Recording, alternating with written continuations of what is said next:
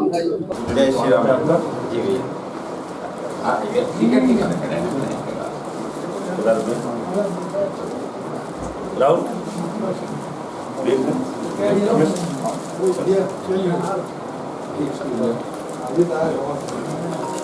अब ऊपर की हो गया, बैठ गया। आज के प्रेस कॉन्फ्रेंस में आप सभी का हार्दिक अभिनंदन, स्वागत। हमारे बीच प्रमुख रूप से माननीय धनराम वर्मा जी, कैबिनेट मंत्री, मुकेश शर्मा जी, भिलाई प्रभारी, जिला कलेक्टर महेश वर्मा जी, हमारे दीपक ताराचंद साहू जी, आप सब भिलाई के प्रबुद्ध पत्रकार बंधु, आप सबका हार्दिक स्वागत है। आज के प्रेस कॉन्फ्रेंस में आपका हार्दिक अभिनंदन, स्वागत। मैं आज का विषय रखने के लिए माननीय कैबिनेट मंत्री धनराम वर्मा जी को सादर आमंत्रित करता हूँ। आप सभी मित्रों को नमस्कार, जय जोहार। अभी कुछ दिन से विरासत पे चर्चा हो रही है और ये विरासत कांग्रेस के जो सलाहकार के रूप में और राहुल गांधी के एक प्रशिक्षक के रूप में काम कर रहे हैं। पित्रोता जी जो अमेरिका के हैं और अमेरिका की तरह यहाँ पे भी विरासत कानून लाने की बात कर रहे हैं। और ये बात जो है हैदराबाद में जब कांग्रेस के घोषणा पत्र जारी किए उस समय ये बात राहुल गांधी जी के द्वारा किया गया। और ये जो बात आई है वो अचानक या अनजाने में या जुबान फिसलने से ऐसी कोई घटना नहीं है, इनका एक कार्यक्रम है। और उन्होंने जो कहा कि हमारी सरकार बनने के बाद आर्थिक सर्वेक्षण होगी, फिर आर्थिक सर्वेक्षण होने के बाद इसमें क्रांतिकारी कदम उठाई जाएगी। तो क्रांति की जरूरत अब भारत में नहीं है, भारत में शांति की जरूरत है। आजादी के समय क्रांति की जरूरत थी। और विरासत टैक्स जो 1953 में आजादी के कुछ समय बाद ये लगा था, तो उस समय भारत की परिस्थितियां अलग थी। उस समय बड़े वर्ग और कमजोर वर्ग का अनुपात जो है बहुत ज्यादा था। तो उस समय एक समानता लाने के लिए, सबका विकास के लिए इनको एक तरह से जोड़ा गया था। और आज भारत की परिस्थितियां बदल गई। खास तौर से ये कहें कि पिछले 10 साल में भारत की आर्थिक और अर्थव्यवस्था काफी बदल गई है। और विरासत टैक्स के बारे में आप लोगों को मालूम होगा कि जो अपने पूर्वज की संपत्ति या पिता की संपत्ति जब बेटे को मिलती है, तो उस बेटे को जब मिलती है तो उसके आधे हिस्से में सरकार के अधिकार होता है, सरकार को देना पड़ता है। और अगर ऐसी परिस्थितियां पैदा होगी तो इसमें मेरे ख्याल से जो मध्यम वर्ग है वो सबसे ज्यादा प्रभावित होगा। मध्यम वर्ग मेहनत कश इंसान है, मेहनत तो सभी करते हैं, पर ये नीचे स्तर से उठ करके ऊपर आते हैं और बहुत मुश्किल से खून पसीना लगा करके कमा करके अपना थोड़ा बहुत संपत्ति अर्जित करते हैं। संपत्ति अर्जित करने के बाद यदि इन पे विरासत कर लागू हो जाए, ये कानून लागू हो जाए, तो सबसे बड़ी क्षति इनको होगी। और आज की स्थिति में जैसा सुनने में आता था कि मनमोहन सिंह जी भी अपने सरकार के समय में कहते थे कि देश के संसाधनों का पहला अधिकार उनमें अल्पसंख्यक लोगों का होगा। ये उनका स्पष्ट होना था। तो मैं ये कहना चाहूंगा कि देश के संसाधनों में पहला अधिकार यदि अल्पसंख्यकों का होगा तो बहुसंख्यक कहाँ जाएंगे, ये बड़ा प्रश्न है। और आज बहुसंख्यक है, बहुसंख्यक की संपत्ति को छीन करके सरकार लेकर के किसको बांटेगी? यदि 5 एकड़ खेत है, 5 एकड़ खेत में 2.5 एकड़ ले लिए तो 2.5 एकड़ के बाद फिर वो संपत्ति को किसको बांटेंगे? ये जो है देश के लिए घातक होगा, देश के विकास के लिए और आम नागरिकों के लिए भी ये घातक सिद्ध होगा। ये जो है कांग्रेस की सोची समझी रणनीति है और आप सब जानते हैं कि ये कांग्रेस जो है एक विशेष वर्ग को लाभ पहुंचाने के लिए कुछ भी कर सकता है और आज उनके संरक्षण में आप देख रहे हैं कि देश में बहुत सी गतिविधियां हो रही है। हमारे जो कई भारतीय व्यवसाय परिवार द्वारा संचालित है और इसमें संपत्ति शुल्क वापस लाने से देश की आर्थिक व्यवस्था में भी इनमें बाधा आ सकती है। ऐसा इसलिए क्योंकि कुछ भारतीय जो है प्रवर्तक विरासत कर को बचाने के लिए अपना निवास स्थान बदलना या व्यवसाय विदेश ले जाना चुन सकते हैं, जिससे अपने देश को भी नुकसान होगा और उन संपत्तियों पर विरासत कर लगाना भी अनुचित है, जिसके लिए मृतक पहले ही आय और धन का भी भुगतान कर चुका है, जिसके परिणाम स्वरूप वो अनिवार्य रूप से दोहरा कराधान होता है। और ये विरासत कर, विरासत टैक्स आज की परिस्थितियों में अनुकूल नहीं है। अगर हम सीधे साधे भाषा में अगर ये कहें कि अपने बाप दादा की जो जमीन है, 5 एकड़ जमीन है, यदि बच्चों को बांटकर हिस्सा देने चाहेंगे तो उसमें 2.5 एकड़ बच्चों को मिलेगा और 2.5 एकड़ टैक्स के रूप में सरकार को मिलेगा। तो कहीं से भी ये उचित नहीं है। कांग्रेस किसी वर्ग विशेष को फायदा देने के लिए बहुसंख्यक वर्ग के संपत्ति को छीन करके अल्पसंख्यक को देना चाहते हैं। सर, एक सवाल है मेरा कि पिछले 10 साल से भाजपा की सरकार है हमारे देश में, मंदिरों से जो कोष बनता है, मंदिरों में जो चंदा जमा होता है वो सरकार ले रही है, बाकी जो अल्पसंख्यक जो बोलते हैं इनके ऊपर कोई टैक्स नहीं है, इनका पैसा क्यों नहीं लिया जा रहा है? अगर मंदिरों से लिया जा रहा है तो सबसे क्यों नहीं लिया जा रहा है? देखिए, इन विषयों पे अभी मंथन हो रहा है, विचार हो रहा है, कुछ अच्छे परिणाम आएंगे। जैसा कि आपने कहा कि कांग्रेस किसी वर्ग विशेष को फायदा दे रही है, देना चाह रही है। कांग्रेसियों का कहना है कि भाजपा भी वर्ग विशेष को फायदा देती है, जैसे पूंजीपतियों की सरकार है। इस पर आप क्या कहना चाहेंगे? देखिए, हमारे प्रधानमंत्री जी का स्पष्ट मूल मंत्र है और उस मूल मंत्र के हिसाब से आज 10 साल में हमारी भारत की अर्थव्यवस्था बहुत सुधरी है। सबका साथ, सबका विकास, सबका प्रयास और सबका विश्वास हो, इन मंत्रों के साथ हमारे प्रधानमंत्री जी के नेतृत्व में हमारा देश विश्व गुरु बनने की ओर अग्रसर है। लगातार आरोप लग रहे हैं कि भाजपा निजीकरण पे ज्यादा फोकस कर रही है। बीएसपी हो, रेलवे हो, ये जितने सार्वजनिक उपक्रम है उनको निजी हाथों में देना चाह रही है। आपका क्या कहना है?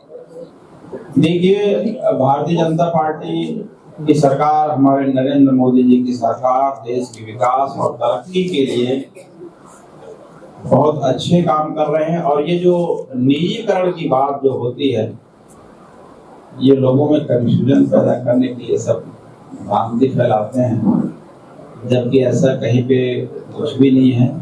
आप देख लीजिए कि हर क्षेत्र में आज हमारा देश कहां से कहां हो गया। दो विषय आप यानी आप बीएसपी की जानकारी से आप अछूते हैं, बीएसपी आपको दिख नहीं रहा कि पहले कहाँ था और आज कहाँ पहुंच गया है।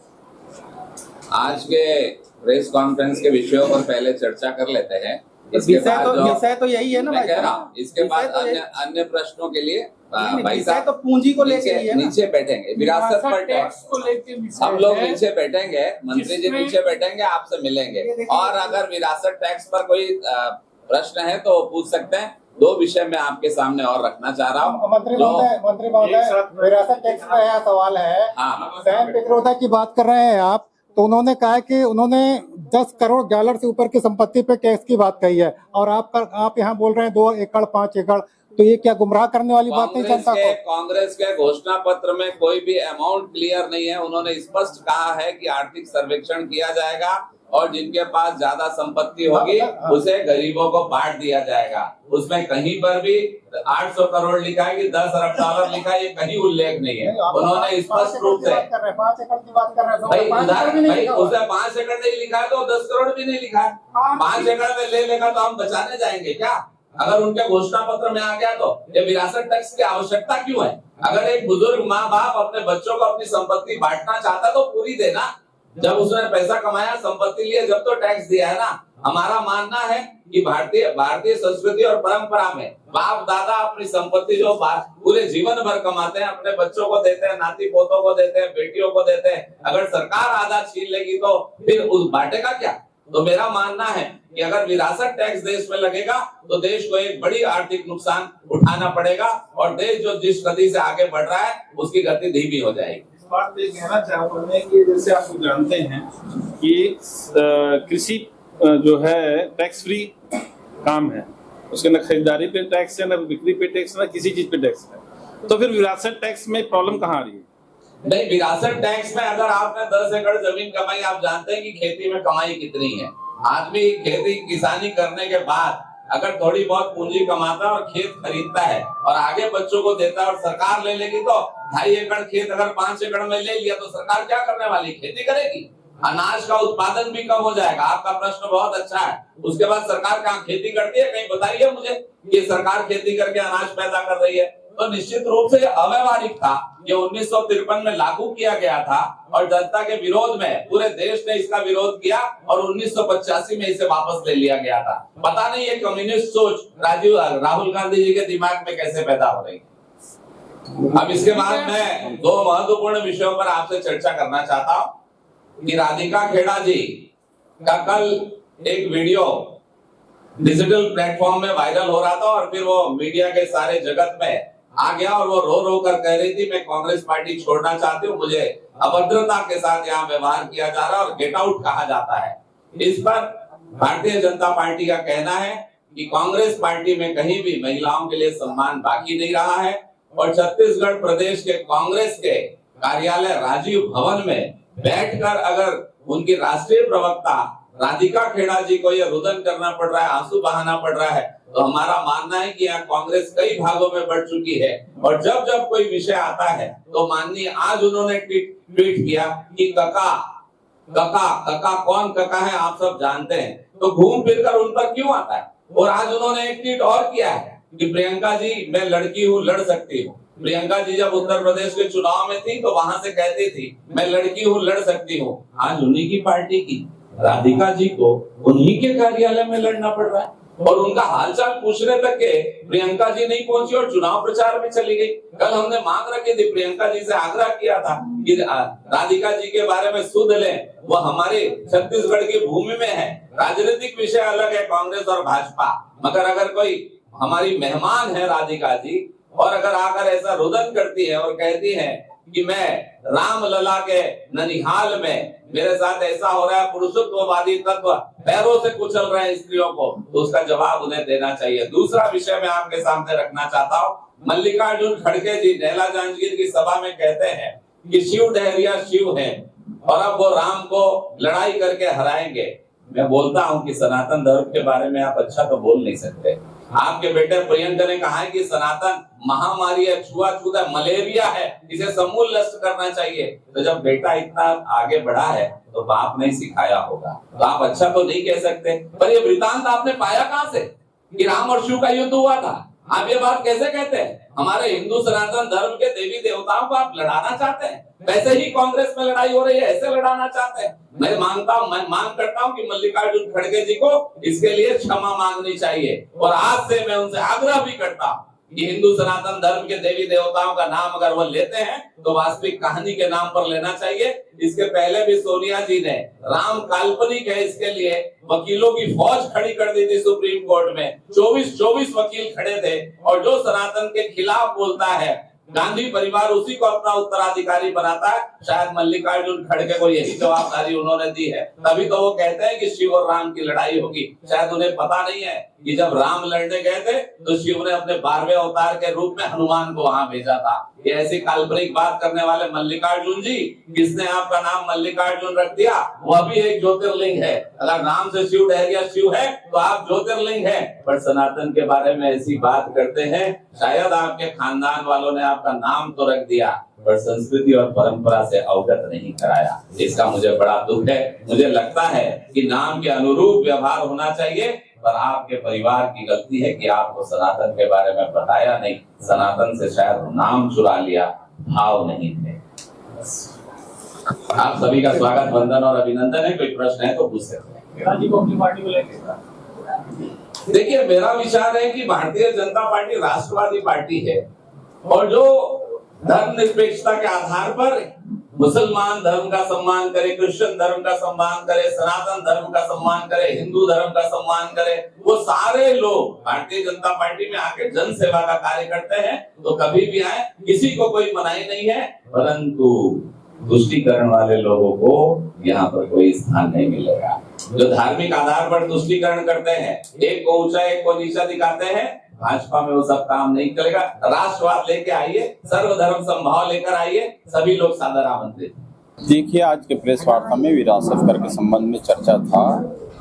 कांग्रेस की पार्टी ने घोषणा पत्र जारी करते समय इनका उल्लेख किया था कि वो फिर से विरासत कर उनकी सरकार आने पे लगाएंगे करके, तो इन्हीं विषय पे चर्चा था। और हमारा मानना है कि विरासत कर जो है लगने से देश की विकास की गति रुकेगी, और जो मेहनतकश इंसान है, मध्यम वर्गीय हैं, उनको बहुत नुकसान उठाना पड़ेगा। आज की परिस्थिति में भारत में ये कानून, ये कर लगाना उचित नहीं होगा। भाजपा कांग्रेस की 1 लाख की जो स्कीम है उससे घबरा गई, डर गई है क्या?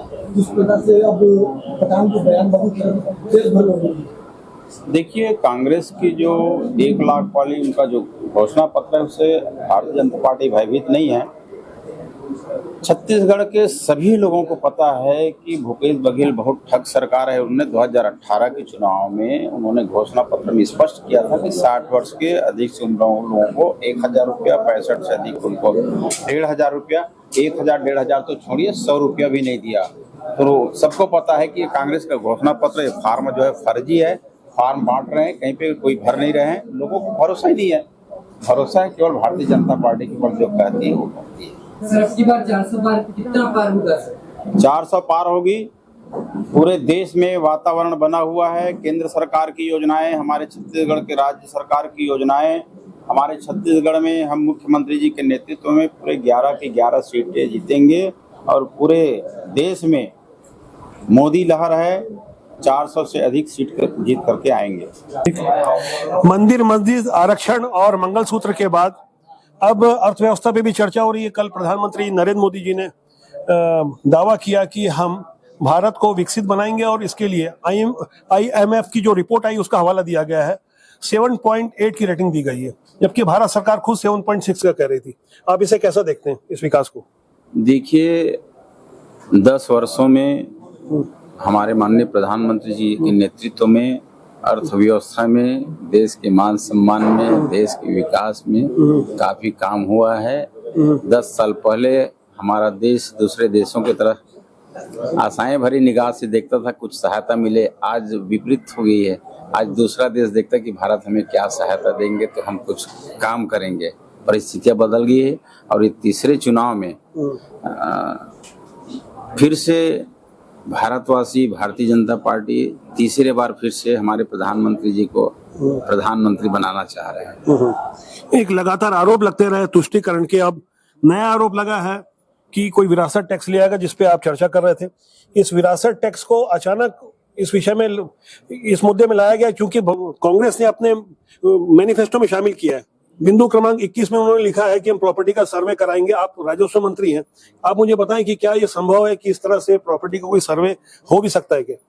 देखिए, उन्होंने कहा है कि प्रॉपर्टी का सर्वे कराएंगे, आर्थिक सर्वेक्षण कराएंगे, फिर उसमें क्रांतिकारी कदम उठाएंगे, ये करेंगे। आज भारत की परिस्थितियां बदल गई है, भारत सशक्त और मजबूत हो रहा है, और ये लाने से मध्यम वर्गीय प्रभावित होगा।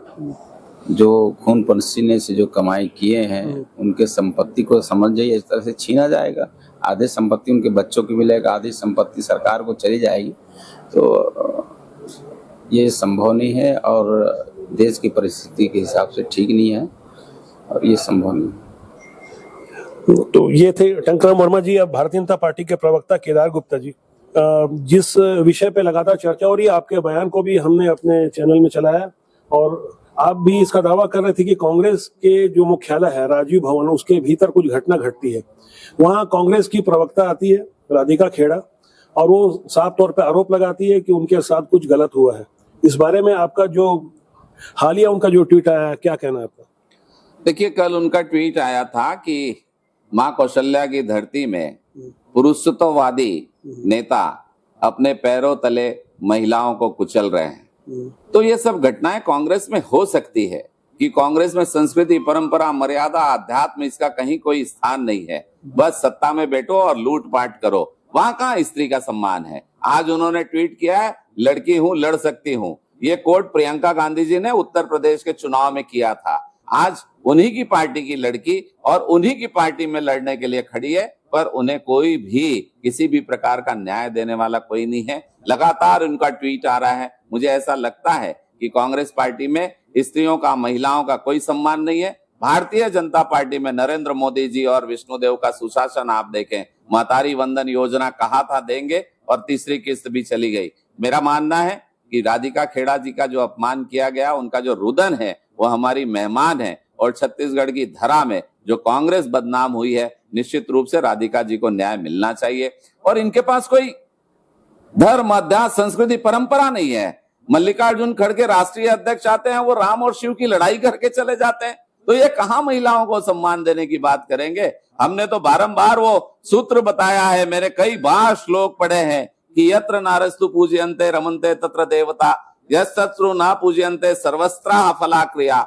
जहां पर नारी की पूजा होती है वहां देवता रमनते हैं, वहां देवता रहते हैं, और जहां नारी का रुदन होता है वहां सब कुछ पुण्य प्रताप उनके नष्ट हो जाते हैं और उनका विनाश तय है। अब राधिका जी के आंसू राजीव भवन में टपक चुके हैं। मुझे लगता है कि अब ईश्वर भी कांग्रेस को नहीं बचा सकता। खुलकर अपनी बात करने के लिए जाने जाते हैं केदार गुप्ता जी।